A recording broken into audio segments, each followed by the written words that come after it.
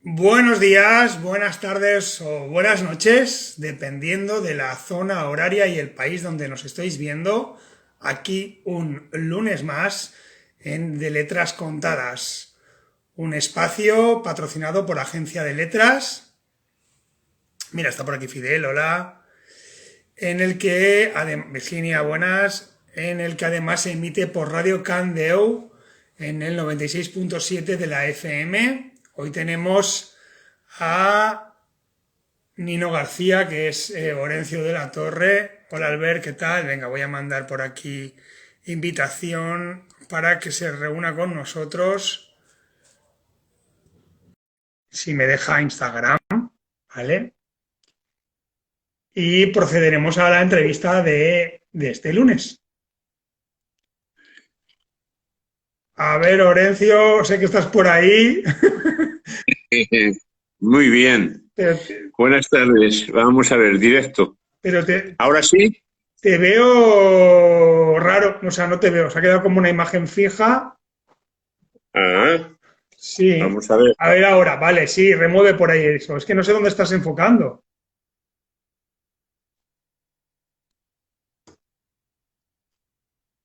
A ver ahora. Sí, pero estás enfocando, no se te ve la cara. Ah, pues entonces estoy enfocando lo que no debo de enfocar. A ver, salir. Estás enfocando las pastillas Juanola y el vasico de agua por si durante la entrevista te hace falta. A ver, si nos ha ido por ahí, supongo que volverá a aparecer ahora en breve, Orencio, y le dará la vuelta al móvil. Bueno, mientras tanto, nada, comentaros que hoy vamos a hablar con él sobre su libro de la educación en España. Así que, Albert, me imagino que también te interesará este tema y ya que sois los dos profesores o maestros, no sé cómo se puede denominar, bueno, os dedicáis a la enseñanza, eso está claro. Y nada, voy a mandarle otra vez invitación a ver si aparece Orencio.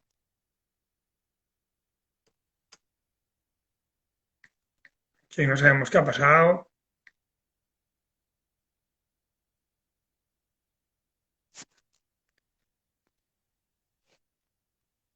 Ah, ya está por aquí. A Buah. ver, ahora. Pues no sé qué te pasa, que sí. Ahora Ahora sí. sí. Ahora sí. Ahora sí. Vale. Digo, Muy bien. bueno. Vamos a ver. ¿Y me oyes bien? Perfecto, sí, oír sí. Mira, te voy a decir el primer comentario de la velada que va muy a acuerdo con tu obra de la que vamos a hablar hoy. Dice Albert Villanueva, sufriredes del sistema educativo. ¿Por qué? Porque vamos a hablar con Horacio de la Torre de su libro que se llama La educación en España. Y voy a empezar con una pregunta para que le des todo el juego que quieras. ¿La educación en España se merece un libro? Bueno, fíjate, la enseñanza en España. La enseñanza en España se merece un libro y otro que estoy haciendo con mis amigos, con aquellos oyentes que quieren ponerse en contacto conmigo y me dan su opinión sobre la enseñanza, lo que ha sido la enseñanza para ellos o lo que ha sido siendo alumnos, las experiencias que tengan. Estoy recogiendo todo esto. Ahora en el segundo, ¿eh? En el segundo. Y este primero, para la gente que no lo haya leído aún, que de eso se trata un poco la entrevista, ¿no? Para conocer esta nueva faceta. Ya estuviste por aquí en De Letras Contadas con tu poemario, pero hoy es más de la faceta de De profesor, enseñanza, sí, esto de es el enseñanza. profesor. Entonces, el porqué, la necesidad de sacar este primer libro sobre la enseñanza en España y qué es lo que aporta tu libro en sí, vamos. Pues mira, yo he sido profesor 40 años.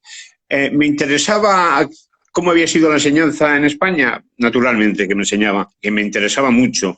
Me interesaba las leyes que había habido, lo que habían hecho los gobiernos, naturalmente. Lo sabía, mm, todo no lo sabía. He investigado bastante y la experiencia me está demostrando de que muchos profesores, ciertos detalles que yo aporto en la enseñanza en España, que ya va por la segunda edición, Uh -huh. eh, por eso en Amazon tenemos que poner siempre La enseñanza en España, segunda edición. Vale, importante. Orencio de la Torre. Lo digo para que el oyente que esté interesado no se equivoque y al buscar en Amazon es La enseñanza en España, segunda edición.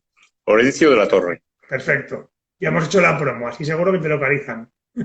Vale, muy bien. Pues es Y interesante. entonces, claro, la pregunta es, después de tus 40 años ejerciendo como maestro, ¿cómo ves actualmente el mundo educativo, ¿no? Aquí en España? ¿Cómo está, cómo lo percibes tú desde la retaguardia ahora, pero con necesidad, supongo que de cambio, ¿no? Bueno, a ver, mira, cada maestrillo tiene su librillo. Venga. Cada colegio tiene su método, tiene su... entonces, esto va por barrios. En unos lugares va muy bien y en otros lugares no tan bien.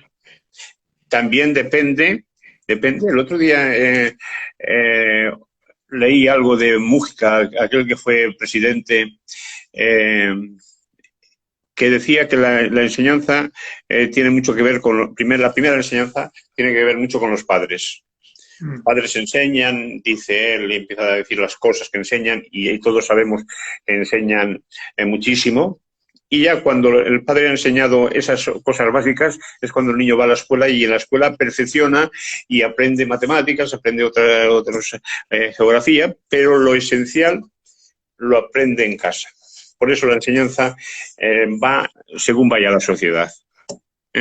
Según la sociedad haya tratado también a los niños, según la sociedad haya tratado a los profesores, según los medios que le haya proporcionado, así le irá la enseñanza. Bien, claro, es la posibilidad que estás planteando, lógicamente. Yo lo que te quería comentar, ¿no? A ver, ¿qué opinas al respecto de ahora con la nueva era tecnológica, donde pues, muchos de los alumnos, lógicamente, el diccionario no lo van a usar ya, porque buscan en Google o en cualquier otro apartado las palabras. Además, casi todo lo hacen con la tablet o con un soporte tecnológico. ¿Qué opinas de eso? Bueno, está siempre el comentario, la asimilación. Puedes leer, puedes tener un montón de ordenadores, de tablets, y viene la interpretación personal, el concepto significativo que interesa o no interesa. Esto es la enseñanza. Siempre ha habido estímulos para el alumno. Y depende del alumno si estos estímulos los sabe aprovechar, los sabe interiorizar o no. O sea, que por muchos métodos que le pongamos o por muchos medios, instrumentos que le pongamos al alumno, depende de él el cómo los asimila. Claro, entiendo. Pero comprendo que también había, claro, en eso, bueno, yo te voy a poner un ejemplo, ¿no? O sea, yo tengo dos hijos, uno de ellos tiene casi 11 años y lo cuento como anécdota, no por echarme flores, pero sí como diversión, ¿no? Porque un día me dijeron, papá, me tienes que ayudar a hacer eso que haces tú con el Instagram de las reseñas, porque la ficha del libro antigua, ¿no? La típica de cogías el libro de la biblioteca, te lo leías y ponías en una hojita autor, título, número de páginas, etc, etc, etc, ¿no? Sinopsis, ¿no? Un poco el argumento, ¿qué te ha gustado y tal? Se lo pedían en formato vídeo, como si fuera un bookstagrammer reseñando el libro y contando lo que más le había gustado, no sé qué, ¿no? Y entonces, de alguna manera, yo ahí veo positivo porque les obliga a enfrentarse a lo que es hablar en una cámara, a que luego lo pueda ver la profesora o los compañeros, dependerá de lo que sea, pero desde luego es un cambio significativo, ¿no? Es más una expresión oral que escrita tal vez, ¿no? Y eso bueno, ahí yo tengo la duda, ¿no? Porque yo he vivido un poco me ha pillado las dos fases, ¿no? De que no había nada de tecnología casi. Ya me acuerdo cuando empezamos que solo había televisión española y cuando salió Antena 3 y Telecinco, aquello era, bueno, aquello era un lujo, ¿no? Y luego, a la era que estamos ahora, que hay toda la información que queramos con un solo clic, tengo esa duda como padre, si es el mejor método, si es el método que adaptan porque es lo que hay, y si es entonces así, hay varias preguntas en la misma pregunta, ¿eh? Si eso es el camino para donde van, entonces, ¿por qué, por ejemplo, los exámenes se siguen haciendo escritos cuando a lo mejor alguno haciéndolo en oral se va a desarrollar mejor, ¿no? ¿Cómo está el tema? Bueno, el leer un libro y después comentarlo de una forma o de otra es importante. Si lo graba, tiene más expresividad, pero verdaderamente lo que importa es el contenido. O sea, supongamos que lo que le mandaron leer tiene 11 años, pues supongamos que le mandaron leer La Odisea infantil, La Odisea que yo publiqué para alumnos de 11 años. Venga, vamos a suponer. Pongamos que está leyendo la Odisea, no la de Homero auténticamente, sino la que yo adapté y con la que hice mis alumnos teatro para que conocieran la Odisea. Pues claro, lo importante en este caso, aparte de la expresión, aparte de grabarlo, pues es saber el contenido, saber hablar de la Odisea, saber los personajes, qué es lo que le queda a él de ese libro, de la Odisea. Incluso, si eso depende del libro que sea, hay libros, qué es lo que a él le aporta en este momento actual de su vida. Esto es algo que, bueno, depende del profesor, depende de lo que le haya pedido, pero la experiencia es buena. La experiencia es buena porque para ponerse delante de una cámara tiene que al menos ya saber el tema, tiene que haber leído el tema, tiene que saber algo de ese tema. ¿Por qué se lo piden o por qué tiene que escribir? Bueno, porque la escritura hasta hoy día es algo necesario. La ortografía es algo necesario, el saber escribir, poner puntos, poner comas. Sí, por supuesto, Horencio, por supuesto. Yo lo que me refiero es que a lo mejor hay algunos niños que el sistema de siempre, ¿no? El sistema de recibir un temario, repasarlo en casa y luego tener un examen que va sobre el temario, a lo mejor, ¿no? En algunos casos, con cierto déficit de atención o cierta falta de concentración o costumbre a estar con varias cosas a la vez, porque hoy en día la sociedad está muy dispersa, ¿no? Si nos dispersamos los adultos con el móvil, los niños ni te cuento, ¿no? Entonces, a lo mejor algún sistema de evaluar distinto, ¿no? Esa sería mi pregunta. Pero antes de que me contestes, perdóname, es que por aquí hay una especie de comentario que dice cuando se inventó el bolígrafo y le dijeron que su hijo ya no utilizaría la plumilla, no se ve entero, por favor, ponerlo en la parte de preguntas que sale el interrogante y así se abre una. ¿Quién es? Y si es una pregunta o qué, es que se me ha quedado ahí medio colgado. Disculpa, ahora sí, Orencio. ¿Qué digo? Es que si no me pondrán otra cosa, se irá y ya no seré capaz de leerlo, ¿sabes? A ver, si sabe escribir en el ordenador, si sabe escribir lo que decíamos a máquina, ya lo lleva ganado. Y digamos que hoy día los niños de 7, 8 años están con el ordenador y terminan aprendiendo rápido. Pero que tenga unas normas para escribir un poco más rápido, mejor en mecanografía, yo creo que son necesarias. Que sepa escribir bien y con buena letra también es necesario. Que hoy día no se hace caligrafía, bueno, pues ¿cómo entonces domina la psicomotricidad fina? ¿Cómo domina entonces la mano para poder escribir bien? Y dominando la mano, domina también a veces lo que está escribiendo. Entonces, los métodos antiguos no son malos. Ahora hay que activarlos, hay que moverlos, hay que hay que estimular al alumno y hay que saber hacerlo. Eso es el trabajo del profesor. Pues mira, ahora ya más hilvanado perfectamente, ¿no? Es cómo se motiva al alumno. Eso es muy importante. Sí, la motivación y también cómo se motiva al maestro. Sí, Esto yo... lógicamente, perdóname, lógicamente, Orencio, porque tú mismo has contado, dice, ¿qué hago con mis alumnos? Voy a crear una obra de teatro, ¿no? Y, ostras, sales de la norma preestablecida, entre comillas, para hacerles más atractivo a la materia, ¿no? Y eso ya es Pero original. fíjate que voy a hacer una obra de teatro sobre la Odisea. Ujú. Estoy dándole literatura, Sí, claro.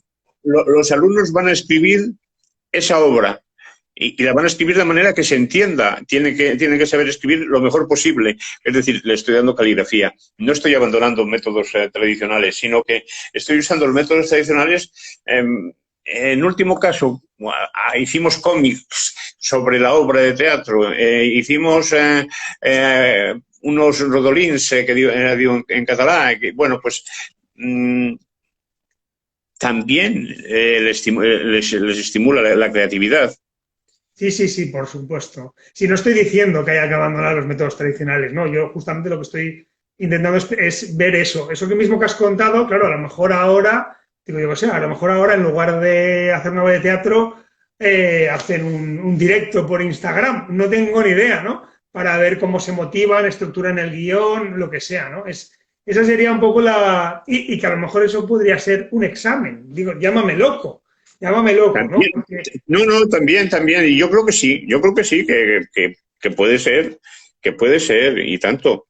Y adaptado a los nuevos, es una adaptación si Freinet usó la imprenta era porque en el momento que Freinet explicó sus métodos, lo más moderno era la imprenta. claro. Hoy día me supongo que algún pedagogo que tenga inquietudes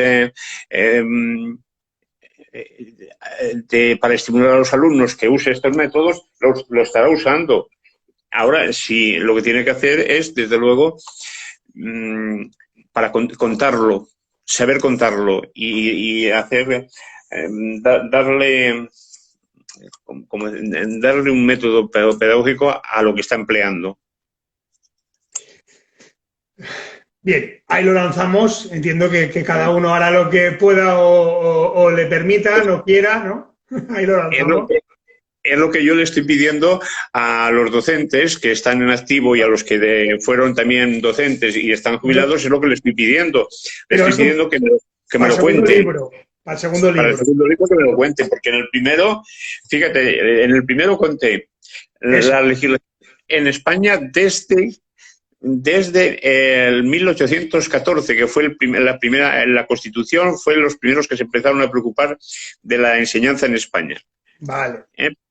Y crearon para que hubiera una enseñanza universal, hubiera una enseñanza en todas partes. Había en ese momento más de 8.000 pueblos sin escuela. La enseñanza estaba prácticamente en manos de colegios religiosos, estaba en manos de monjes o también en el seminario. Entonces, durante un tiempo, estas intenciones que tuvieron los diputados a Cortes en Cádiz fueron muy bonitas, pero en el momento que se acabó la guerra que se llama de independencia, la guerra de la cual luchó España contra el francés, pero más que nada fue una lucha, después se vio, fue una lucha contra las ideas que venían de Francia, las ideas contra la Revolución Francesa, las ideas contra el que la persona podía ser libre, igual, fraternidad, igualdad. Digo que esto que se vio después, porque al cabo de 2 años esas leyes de enseñanza quedaron completamente cortadas. Vino Fernando VII, España pasó de una época liberal y entusiasmados para cambiar el país, pasó a una época un completo retroceso, en el cual la mayor parte de los que habían luchado en la guerra de la independencia, los héroes de la guerra de la independencia, acabaron o muertos, o fusilados, o ahorcados por el gobierno de Fernando VII, o exiliados. Había un barrio en Londres que era prácticamente de exiliados españoles que habían tenido que irse, como a España le vinieron a ayudar los ingleses para luchar con los franceses, le interesaba. Los ingleses estaban luchando en un territorio que si el territorio quedaba deshecho como quedó, y por un lado estaban luchando los ingleses con un ejército bastante grande que trajeron a España, y por otro lado estaban los franceses con otro ejército. En medio estaba España, estaban los españolitos, estaban los puentes y las ciudades españolas que quedaron destruidas. Eso fue el resultado de la guerra de independencia. Los ingleses le agradecieron a ciertos liberales, a médicos, a abogados, ciertos liberales españoles que se tuvieron que exiliar en Londres. Les dejaron, tuvieron un barrio que era español, fíjate, la de españoles que se tuvieron que marchar, o sea, como consecuencia de que ellos pensaban que estaban intentando cambiar el país, en lo que se refería a avances en la enseñanza, haciéndola universal, avances en la libertad, avances en la expresión. Bien, esos españoles que estaban en Londres, cuando Fernando VII muere, vuelven a España. Y entonces muchos de ellos son políticos que son, uno de ellos, por ejemplo, Montesino, un médico zamorano, se encargó de establecer la primera escuela de profesores. No había en España profesores. Había maestros que los llamaban maestros caminados, había sacristanes, había escribanos que iban por los pueblos, iban enseñando 4 letras, pero de una manera institucional. La primera escuela de magisterio, la primera escuela para profesores, en 1833, la estableció Montesinos, y puso una escuela en cada provincia, una escuela de magisterio, y se empezaron a crear maestros profesionales. Más tarde se hizo una ley ya en 1850, una ley ya más adecuada al momento, que es la que se llama la Ley Moyano, y se establece la enseñanza media. En cada capital de provincia hay un instituto, se crean los primeros institutos. Y bien, va avanzando la enseñanza y va avanzando también la sociedad, de manera que en 20 años más tarde, en 1868, hay una revolución en España, que es una revolución que trae una república, y progresa bastante la enseñanza. Progresa, pero volvemos otra vez hacia atrás, y viene una época conservadora en la cual se establece que la libertad de cátedra que tenían algunos catedráticos en la universidad, que les daba una cierta libertad para interpretar las cosas a su manera, la libertad de expresión, la libertad de imprenta, quedó reducida. Entonces, algunos, y esto fue muy importante porque algunos catedráticos fueron expulsados de la universidad, y ellos crearon, una vez que estuvieron fuera de la universidad, crearon la Institución Libre de Enseñanza, de la cual habrás oído hablar. Que la Institución Libre de Enseñanza, uno de los que la fundó fue Ginés de los Ríos, un catedrático bastante importante, y en pedagogía trajo, innovó bastante en la enseñanza en España. Vinieron pedagogos como Montessori, vinieron Tolstoy, Tagore, dieron conferencias a Ortega y Gasset en esta institución que él creó, y al lado de la institución creó una residencia para estudiantes, entre los cuales, por ejemplo, estuvieron García Lorca, estuvieron Dalí, estuvieron Buñuel. Verás que ya la enseñanza empieza a tener otro cariz. Otro cariz, sí, claro. Porque una pregunta, Orencio, muy interesante todo esto que has contado, y seguro que los oyentes que no lo conocían así les ha fascinado porque me he quedado embobado escuchándote, o sea que me imagino que cualquiera le puede haber pasado lo mismo, ¿no? Pero tengo dudas aún de acabar de comprender exactamente qué es lo que encontramos en tu libro. Entiendo que hay una parcela que será, ¿no? Como es la enseñanza en España, que es como de historia, contando el proceso desde la primera ley hasta tal, pero luego es como una especie de manual para aprender a ser maestro, das consejos de tus propias experiencias, es una autobiografía de profesor. ¿Qué es exactamente, ¿no? Tu creación? Porque me ha quedado claro la segunda parte que vas a hacer con opiniones de otros maestros y de alumnos y tal sobre el mundo de la enseñanza. Eso va a ser como una especie de obra coral donde habrá opiniones sobre el mundo de la enseñanza y lo que habrá significado para X, tanto dándola como recibiéndola. Y yo creo que ahí, al menos por lo que has comentado, no hay duda, ¿no? Por dónde van los tiros. Pero en este yo me pierdo un poco. Entonces, si yo me pierdo un poco, igual la audiencia también. Así que vamos a intentar aclararles un poco qué pueden encontrar. Porque si solo les contamos que hay historia, alguno ya te aseguro yo que dirá, buah, con lo que me ha contado ya tengo bastante, ya no quiero saber nada del libro. Porque es así. Pues mira, por ejemplo, eh, eh, datos, curiosidades que yo aprendí. ¿Desde qué momento un maestro nacional empezó a cobrar del Estado? ¿Y qué pasaba antes con el maestro nacional? ¿Quién le pagaba? Esto es algo que me preocupaba y que lo investigué. ¿Y cuánto cobraba? ¿Por qué en todos los lugares se decían pasar más hambre que un maestro de escuela? O te lo llamaban el maestro, o cómo le llamaban al maestro, le llamaban al maestro tití, que llamaba a las gallinas. Tiene en cada lugar o cada persona a veces que me ha contado cosas de los maestros, pero un poco como diciendo, bueno, pues es porque hasta en 1901, el maestro estuvo cobrando de los ayuntamientos. Le pagaba el ayuntamiento y el ayuntamiento le pagaba si tenía dinero. Y el ayuntamiento generalmente no tenía dinero, y menos para el maestro. Para la escuela había ayuntamientos que sí, había ayuntamientos que ponían una casa y en esa casa la luz y la leña la llevaban. Bueno, fueron tirando, muchos maestros fueron tirando y otros lo pasaron estupendamente en su profesión.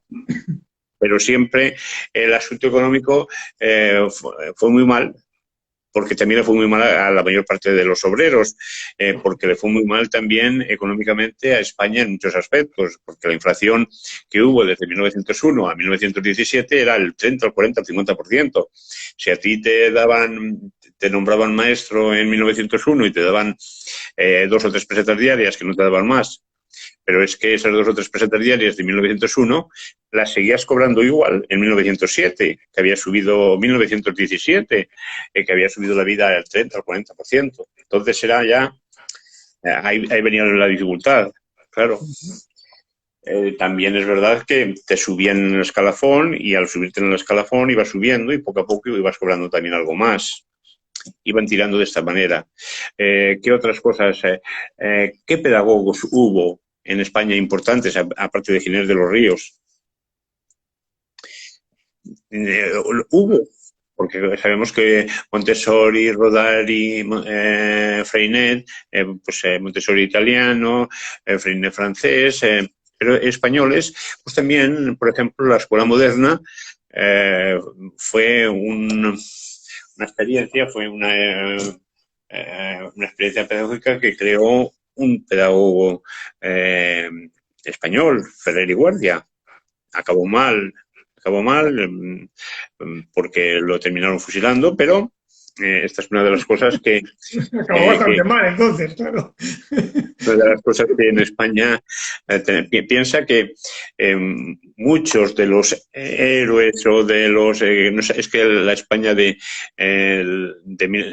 1800 y pico, del siglo XIX, no la hemos estudiado, porque no llegaban, casi nunca llegaban al siglo XIX, no llegaban, ya se acababa junio, pero es curioso, por eso yo relaciono la enseñanza con el momento histórico.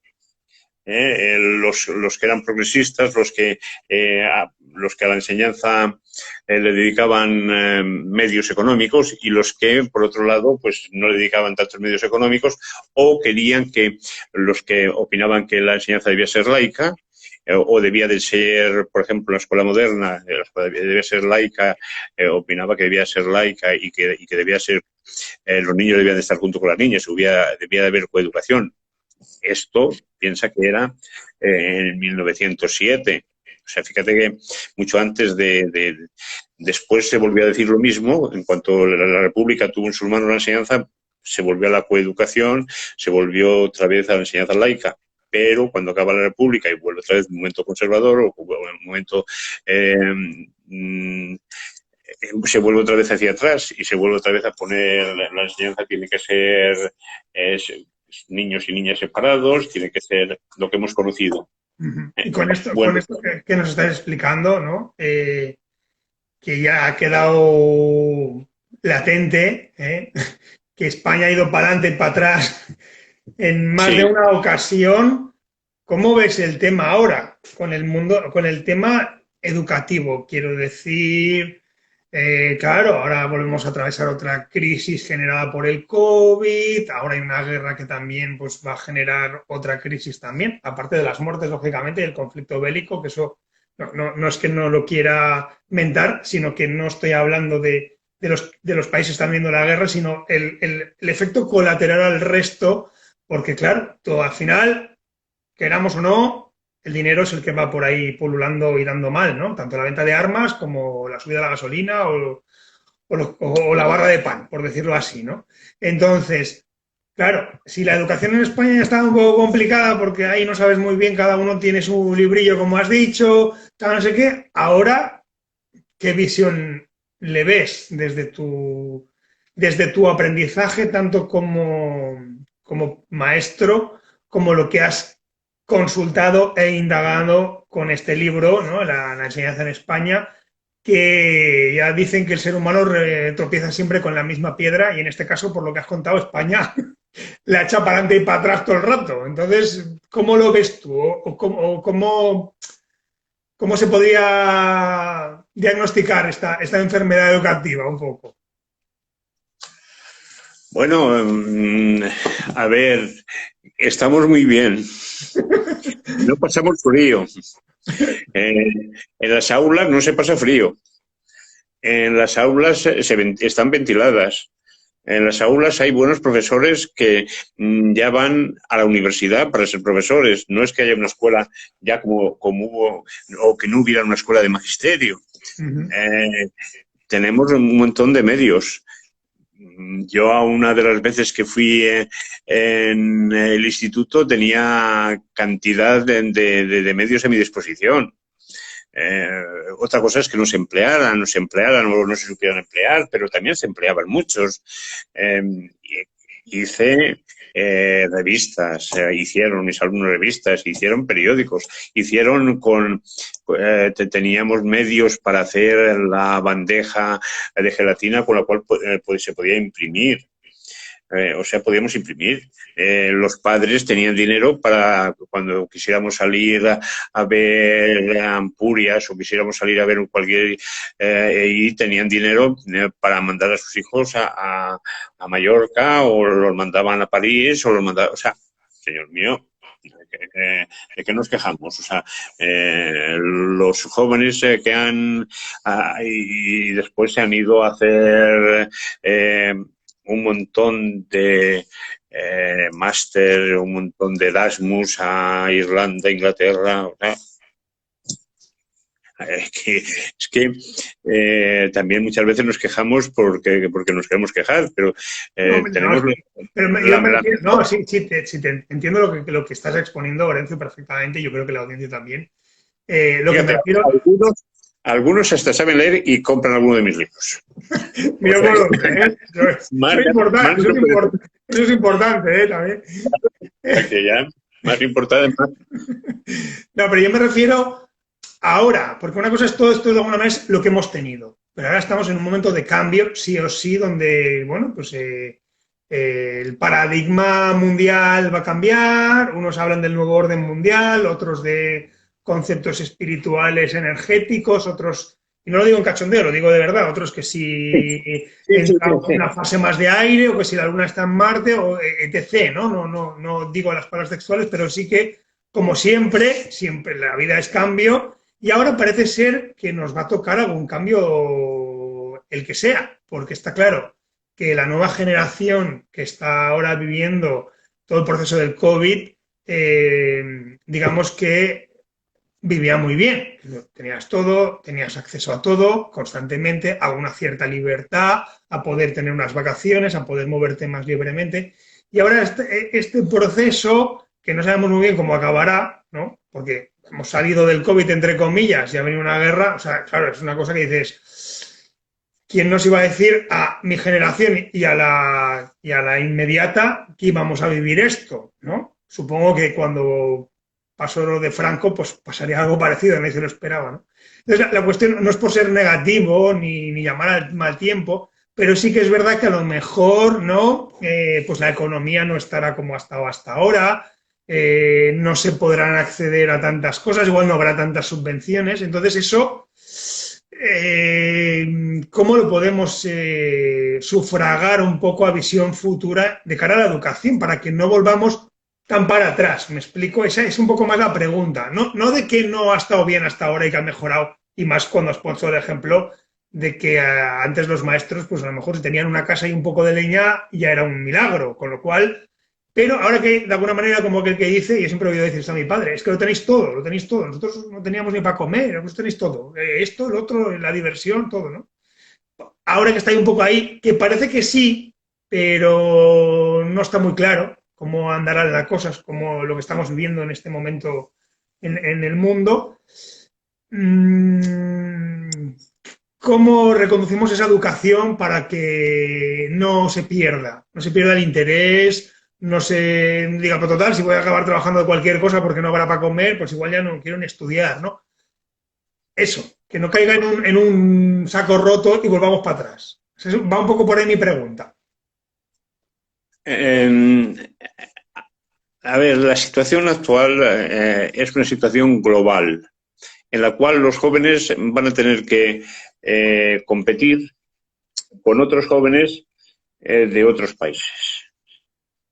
Los que se queden para atrás, pues los llevará la corriente.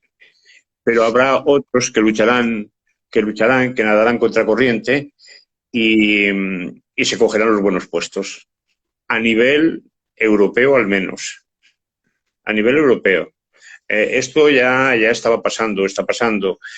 Hay jóvenes que se preocupan de formarse y esos están preparados y los llaman y cogen buenos puestos.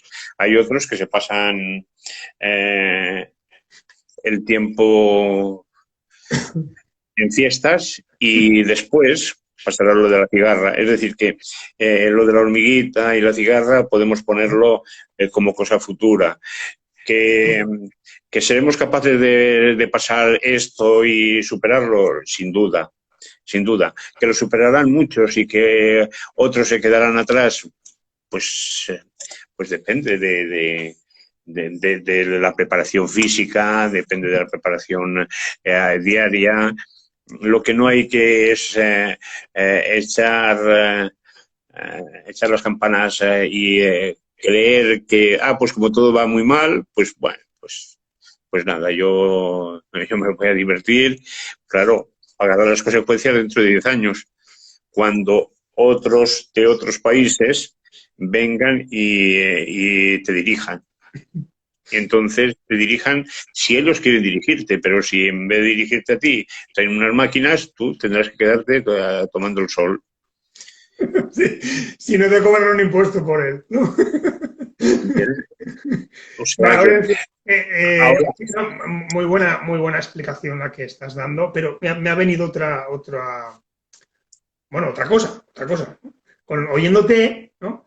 Claro, además está la contrapartida de que aparecen los millennials, los youtubers, los gamers, los instagramers, que son, bueno, profesiones que no existían, que la mayoría no se ha formado en nada para obtenerlas y que están cobrando un dinero bastante importante. Algunos están llegando a ser famosos y, por ejemplo, pues sacan libros y ya se van, montan empresas, etc, etc, etc. Claro, yo veo que las nuevas generaciones pues quieren tirar para allí, porque dicen, ¿qué has hecho? Me he puesto ahí, pum, pum, y al final me están dando dinero, ¿no? Como si pareciera fácil, ¿no? Que no digo que lo sea, porque tiene su historia, pero esta gente no se ha formado en nada. O sea, ha sacado su don y su talento para la comunicación, para posar ante la foto, para lo que sea, porque cada uno viene con uno, y lo están convirtiendo en una profesión y no han estudiado. Eso, claro, ¿cómo le argumentas, ¿no? A un niño o a un adolescente que está viendo eso y dice, ¿yo para qué? Yo, mira, me voy a dedicar a hacer esto y paso de lo demás, ¿no? ¿Cómo se argumenta esto sin que parezca lo de, y lo digo con todo el cariño del mundo, lo de la hormiga y la cigarra, dentro de 10 años un adolescente está pensando, ¡buah, yo me hago youtuber y fiesta! ¿sabes? Porque está pensando en el ahora, en el momento en el que siente que se puede comer el mundo y que los demás estamos equivocados, que es lo que hemos sentido todos los adolescentes. ¿Qué hacemos con eso, Orencio? ¿Qué le dirías? ¿Qué le dirías a un adolescente de estos que quiere ser youtuber, además está teniendo ciertos seguidores, estaba empezando a ganar dinero y pasa de estudiar? Mira, yo estuve en la Feria del Libro hace unos años, en la Feria del Libro de Madrid, y presenté uno de mis libros. Y allá al lado había uno que llamaban el Rubio, Ah, que el rubio. tenía una cola inmensa de jóvenes, venga, venga ya, y estuvieron allí horas y horas. Y bueno, me llamó, digo, ¿qué es lo qué es lo que este hombre ha hecho? Ajá, Y eso, vi ¿no? el libro. Vi el libro y el libro era, pues, generalmente de dibujos Como un de cómic. niños de 7, 8 años o de 10, no pasaba de 10, 12 años aquellos dibujos. Claro, recuerda que lo que te dije de Mújica al principio, dice Mújica que los padres son los que verdaderamente enseñan. Entonces, un padre que lleva a su hijo, a su hija, y lo tiene 3 horas en la fila para ver al rubio, para comprar un libro, en lo cual los dibujos que hace el niño, si los hace mejor que el rubio, habrá perdido las 2 horas. Le habrá dado un ejemplo al hijo que cuando pase un tiempo el hijo verá que pues, yo compré este libro, pero las 2 horas o 3 horas que haya empleado el padre y el hijo haciendo cola, no se las dará nunca más. Si esas horas las hubiera dedicado a dibujar o las hubiera dedicado a tocar el piano o a cantar o a correr o a hacer fútbol y se hubiera perfeccionado sus músculos, o yo creo que le hubieran valido más. Pero ¿quién le dice al niño que no se quede ahí y que no vea al rubio? Vamos, Bueno, vamos, pero ya te digo yo claro, que... claro, ahí está la confianza que el padre tiene o la madre tiene que tener con el hijo o la hija. Que lo que el padre o la madre le diga al hijo o a la hija tiene que ser importante. Y que el hijo o la hija sepa apreciar lo que el padre le dice. Por eso, claro, no todo es monte orégano. Uh-huh. Ahí tenemos que saber distinguir. Y tenemos un tiempo que lo podemos dedicar a una cosa o podemos perder. Cuando ha pasado el tiempo, porque en la educación un niño que tiene 7, 8, 9 años tiene un tiempo que no va a repetir. Si ese tiempo no lo sabe emplear y no lo pierde, si lo pierde, no se lo volverán a dar. Y además irá atrasado referente a otros, porque la cola que había para ver al rubio no lo conozco y me imagino que sea una persona estupenda y él se ha montado su vida a su forma, pero las personas que estaban allí para ver al rubio perdieron ese tiempo. Entonces, esas 2 o 3 horas o 4 horas. Sí, no, entiendo lo que quieres contar. Además, has puesto, yo creo que casi el mejor ejemplo, un poco sin saberlo, no es que te corrija, pero vamos a colocarlo como se llama el Rubius, no sé por qué, pero es el que se puso, ¿vale? Sí, sí, es verdad. Vamos a aclararlo por si acaso, que hay alguno allí, ¿qué tal? Y es verdad que, bueno, de la misma manera, yo he sentido esa sensación interna, ¿no? De la misma manera que, por ejemplo, mis padres veían la tele, yo, no sé cómo, en mi época de adolescencia por ahí, llegó un día un chaval nuevo al cole y nos trajo los comic books americanos de Marvel y de DC, que ahora hay todo el merchandising y todas las películas del mundo mundial que quieras. Antes solo estaban los cómics y solo te enterabas si ibas al kiosco a comprarlos. No había ningún tipo de publicidad. De hecho, en los propios cómics, en la contraportada final, te anunciaban las novedades y vivían de eso, ¿no? Del boca a boca y del niño que se gastaba los ahorros en los tebeos, ¿no?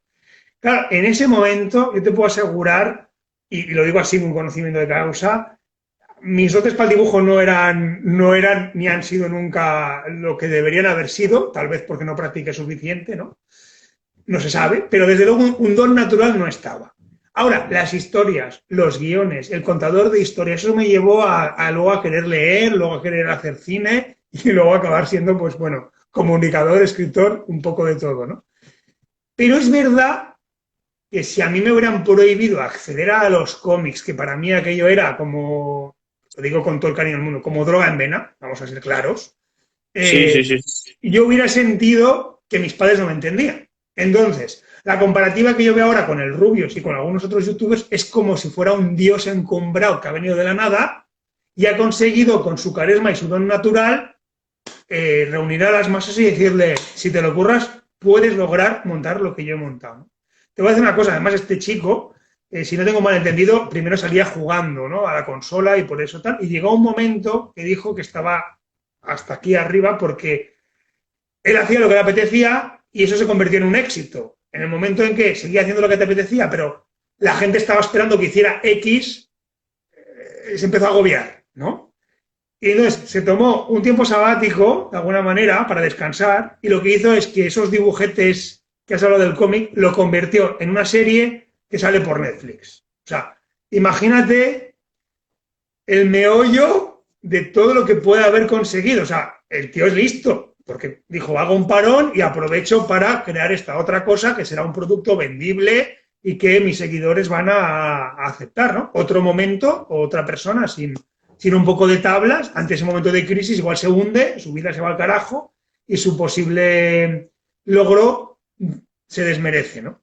Entonces no me extraña que hubiera tanta gente ahí y tal, ¿no? Entonces, es un poco difícil decirle, no vayas a eso, pero sí que me ha gustado mucho lo que has dicho y eso yo lo intento inculcar así también, ¿no? Está genial, pero si tú quieres ser youtuber, entonces coge y grábate y practica, no solo quédate mirando lo que hacen los demás. O sea, practica eso, si quieres eso, empieza ya. Empieza a hacerlo ya, empieza a practicar tú, empieza a mirar, empieza a ver a la cámara, a usar la voz, a pensar en guiones, dale al coco, crea algo nuevo y dale, ¿no? Y ahí vamos. Que yo creo que es un poco lo que, por donde tendría que ser, ¿no? Ahí lo dejo, como opción. Como idea, sí. Bueno, pues bien, no se sabe dónde está el éxito, no se sabe dónde está lo que le puede gustar a la gente. También algo tendrá que atrae a tantos y tantos. Sí, sí, sí, desde luego. Claro, Y eso no se puede negar, si no, no. pagan por verlo, pagan por Te comprar. aseguro que youtubers hay muchos, montones, yo me incluyo, y es ultra complicado despuntar bueno, en muchas de las cosas porque, por lo que sea, tienes que tener una conexión determinada, tienes que generar no sé qué, que no sé cuál es y que seguramente irá con un algoritmo del que ya, bueno, estoy aborrecido de tanto algoritmo, tanta historia tecnológica, pero algo hace que tenga química, ¿no? Entonces, claro, eso volvemos a lo mismo. No todo el mundo podrá ser youtuber, no todo el mundo podrá generar eso. Que se muevan por ahí, ¿no?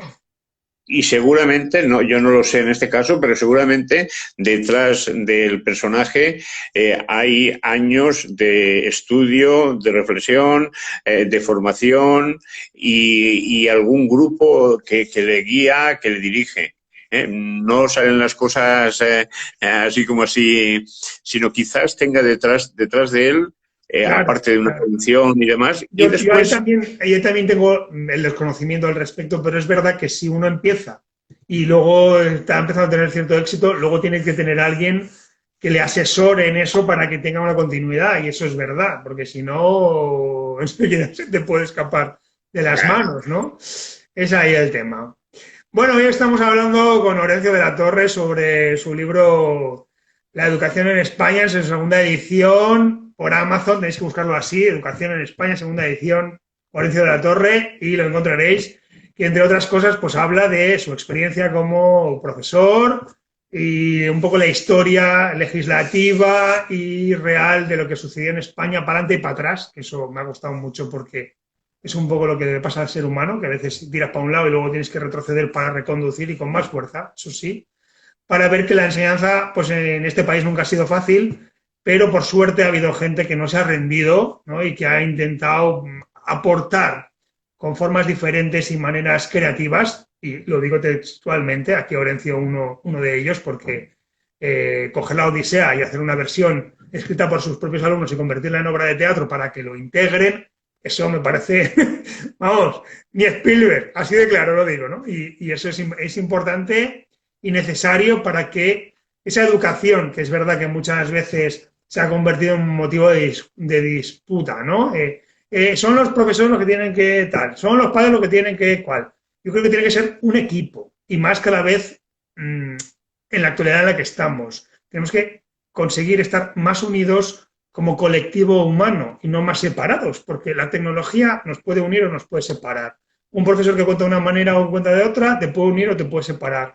Una guerra, no sé qué, todo te puede unir o te puede separar. Depende de nosotros mismos un poco buscar esa conciliación para que de verdad el aprendizaje sea algo interesante, motivador y, y que de verdad forme a, pues en este caso, a nuestros españoles y a los miembros del mundo para mejorar como especie. Yo aquí me he disertado un rato y esto es lo que quería decir antes de terminar, así que ahora te dejo a ti que comentes lo que te apetezca y que cada uno, después de esta entrevista, pues reflexione buenamente sobre cómo está educando, sobre qué valores tiene, sobre qué se podía modificar, pero no porque diga que está mal, sino para que estemos mejor, ¿no?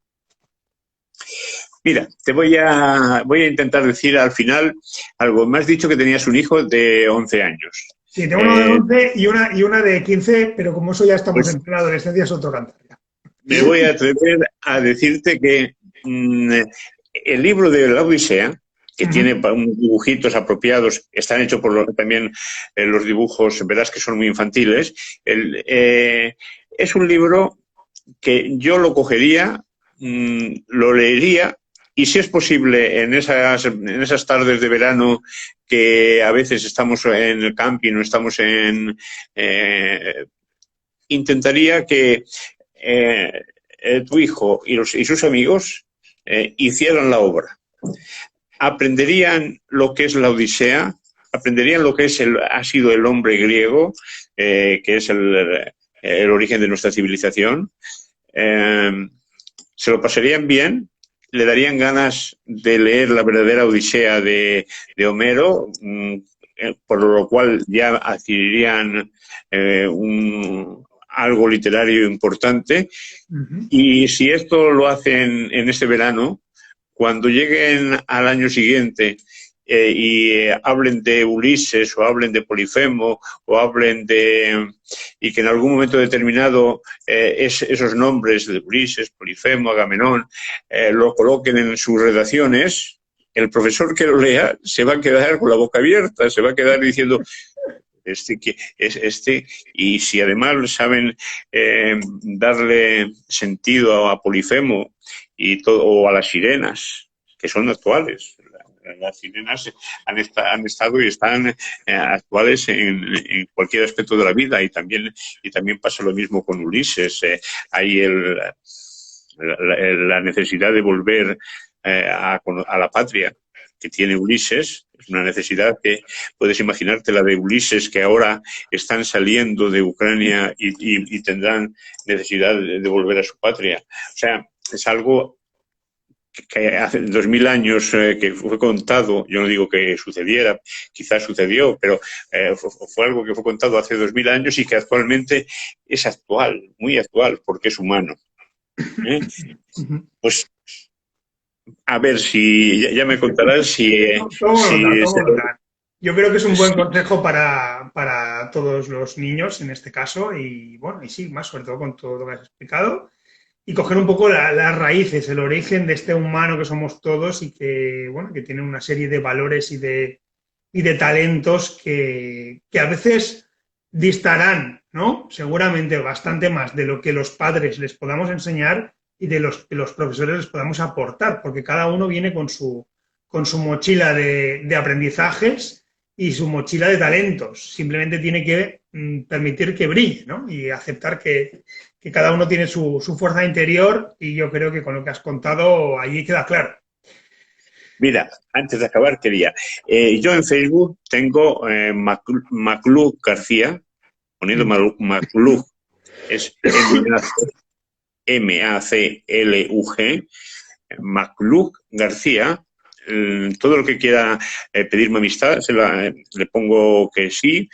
Estoy por 5000, pero a veces tengo que poner. Bueno, yo me las arreglo para estar en 4900 y siempre el que quiera ser mi amigo.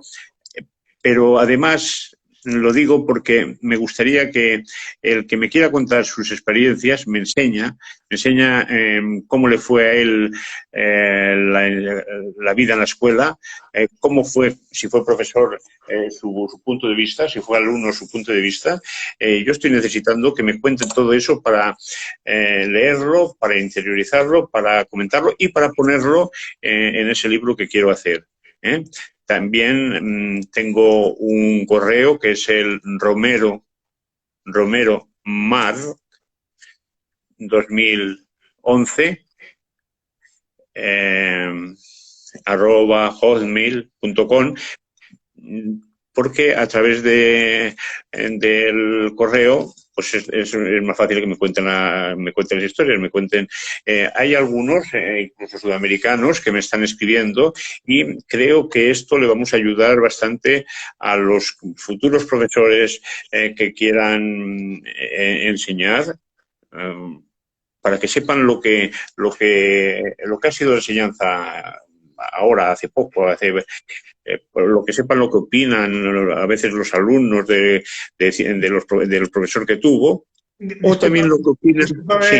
Que te interrumpa, Orencio, que me parece tan interesante esto que estás contando, porque yo primero había pensado que, claro, que era más enfocado solo a los profesores, pero que ahora estás hablando de los alumnos, entonces también. Entonces, todo esto, tú vas a recopilar esas anécdotas y entonces las vas a contar como esto es lo que ha pasado, o va a salir Pepito me contó, Juanito me dijo, porque a lo mejor hay gente que eso le interesa, hay gente que eso no le interesa. ¿Cómo llevas el enfoque con eso? ¿O de momento solo es tener información? Haré comentarios, pero hay un libro yo soy doctor en historia oral. Respeto bastante lo que me lo dice, el sujeto que cuenta algo, hay que ponerlo tal cual lo dice. Otra cosa es que quizás en algún momento determinado yo añada algún comentario, pero lo que él ha escrito es suyo, es algo que yo no lo toco. Es una transcripción que es bueno ponerla tal cual él lo dice, para que el que lo lea vea que esto no está manipulado ni que está, sino que yo en este caso sí que respeto todo lo que me manden, lo pongo entre comillas, Juanito Rodríguez dos puntos y toda su historia, lo que cuente. Claro, de ahí viene lo que, para tener una especie de espejo, una especie de realidad de lo que opina la gente sobre la enseñanza, que es muy diversa. Porque yo últimamente en la escuela Farigola, por ejemplo, hablé mucho de ella porque fue creada en 1908 y fue una escuela bastante progresista y con métodos muy avanzados. Y sin embargo, pues me escribieron diciendo, yo no tengo esa misma opinión, yo fui y empezó a contarme de la opinión que tenía de esta determinada escuela. Pues claro, cada uno Vale, pues cuenta yo creo que tonterías. ha quedado ya más claro el concepto de este nuevo proyecto en el que te vas a embarcar y que hace falta que interactuemos todos los que podamos. Así que tomad nota. Una, podéis leeros el libro de La enseñanza en España, segunda edición. Una, para coger tema ya en Amazon. Y dos, además aportar vuestra experiencia en el mundo educacional de cualquiera de las dos partes. Y con eso damos por terminada la entrevista de hoy, Orencio. Muchísimas gracias por estar aquí, pero el tiempo en el plano terrenal pues sigue circulando y hay que acortar. Así que besos, abrazos a toda la audiencia, a ti en especial por dedicarnos tu espacio y tu sabiduría sobre el mundo de la educación y nos vemos en la siguiente, ¿vale? Vale, un abrazo, adiós a todos.